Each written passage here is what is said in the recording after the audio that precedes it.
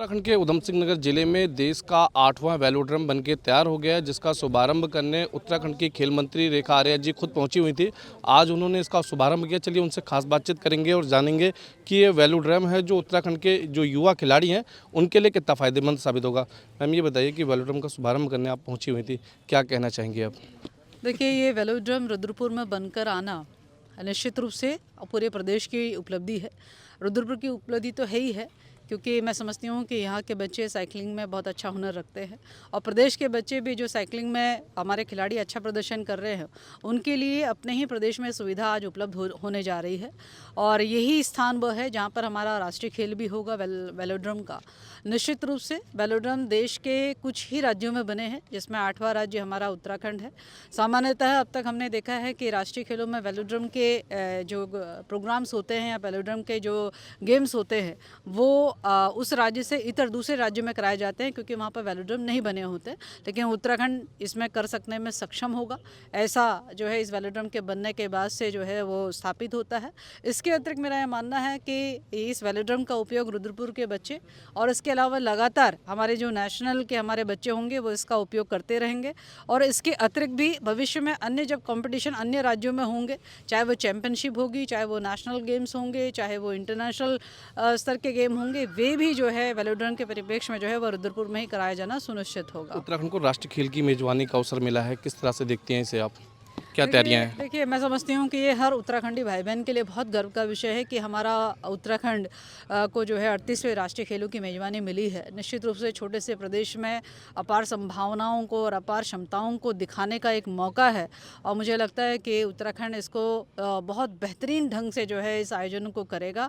और निश्चित रूप से जहाँ आयोजन बेहतरीन करेगा उसी प्रकार से मेडल प्रदर्शनी में भी उत्तराखंड बेहतरीन प्रदर्शन करेगा, ऐसा मेरा विश्वास है। क्योंकि हमने खिलाड़ियों के हित में और खेल अवस्थापनाओं के परिप्रेक्ष्य में हमने लगातार जो है मैं कह सकती हूँ कि धामी जी के नेतृत्व में हर दिन जो है एक नया संसाधन जो है वह जोड़ने का काम किया।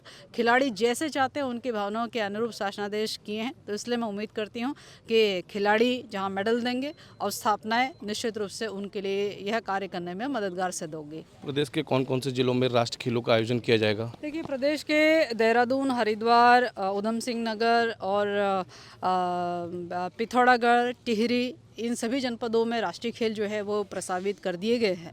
निश्चित रूप से यहाँ पर रुद्रपुर में जो है वो वेलोड्रम का होगा। रुद्रपुर के मल्टीपर्पज़ हॉल में ही हमारा वॉलीबॉल और हैंडबॉल होगा, तो ये 3 गेम्स यहाँ पे कराए जाएंगे। ठीक इसी प्रकार से नैनीताल में भी हमारा कार्यक्रम रहेगा, हल्द्वानी में, जहाँ पर हमारे बहुत सारे खेल जो हैं फुटबॉल से लेकर अन्य खेल होंगे और खेल का समापन भी जो है वो क्लोजिंग सेरेमनी जो है वो हल्द्वानी में कराई जाएगी। तो मैं समझती हूँ कि बहुत बड़े आयोजन जो है हमारा उत्तराखंड करने जा रहा है। इसके लिए मैं हर उत्तराखंडी भाई बहन को बहुत बधाई और शुभकामना देती हूँ। राष्ट्रीय खेलों में मेडल लाने वाले उत्तराखंड के खिलाड़ियों को किस तरह से आप प्रोत्साहित करेंगे? देखिए, राष्ट्रीय खेलों में मेडल लाने वाले खिलाड़ियों को तो मैं यही कहना चाहूँगी कि आपके लिए आपकी क्षमताओं को दिखाने का एक सुनहरा अवसर है।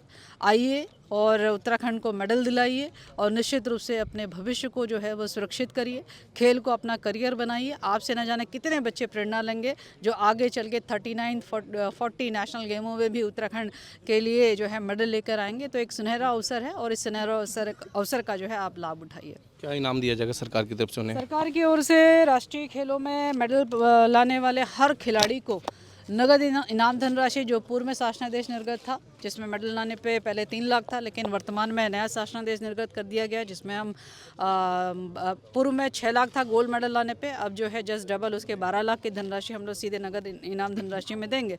तो ये अपने आप में मैं समझती हूँ कि बहुत बड़ी धनराशि है, जो कि एक खिलाड़ी के मनोबल को बढ़ाने के दृष्टिगत ज़रूरी था, वो किया गया है। उत्तराखंड के दूर दराज इलाके में जो रहने वाले जो खिलाड़ी हैं उनको किस तरह से आप खेलों से जोड़ रही हैं और उनको आगे बढ़ाने के लिए किस तरह के कदम आप लोगों की तरफ से उठाए जा रहे हैं? दूर दराज के इलाकों में, जिसमें कि मैं कह सकती हूँ कि यदि मैदानी क्षेत्र की बात करते हैं तो सकनिया क्षेत्र को लेते हैं तो वहाँ पे मल्टीपर्पज़ हॉल, छात्रावास हमने बनाया है। पहाड़ी क्षेत्रों में भी हम लोग खेल भूमि डेवलप कर रहे हैं, मिनी स्टेडियम डेवलप कर रहे हैं और इसके अलावा मुख्यमंत्री खिलाड़ी उद्दीमान उन्नयन योजना, खेल महाकुंभ, खेल प्रोत्साहन, ये लगातार हमारे न्याय पंचायत स्तर के हमारे खिलाड़ी बच्चों के लिए हमारी तरफ से योजनाएं संचालित हैं। तो ये पूरी कोशिश है कि खेल की अलख जो है प्रदेश के कोने कोने तक जो है वो प्रज्वलित हो, इसको लेकर लगातार विभाग के द्वारा प्रचार प्रसार भी और उसका क्रियान्वयन भी किया जा रहा है। आपने सुना कि हमारे साथ बातचीत करने के लिए उत्तराखंड की खेल मंत्री रेखा आर्या जी मौजूद थी।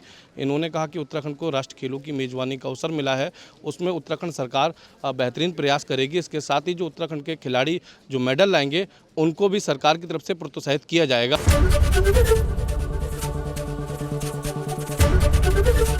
एबीपी गंगा, खबर आपकी, जुबान आपकी।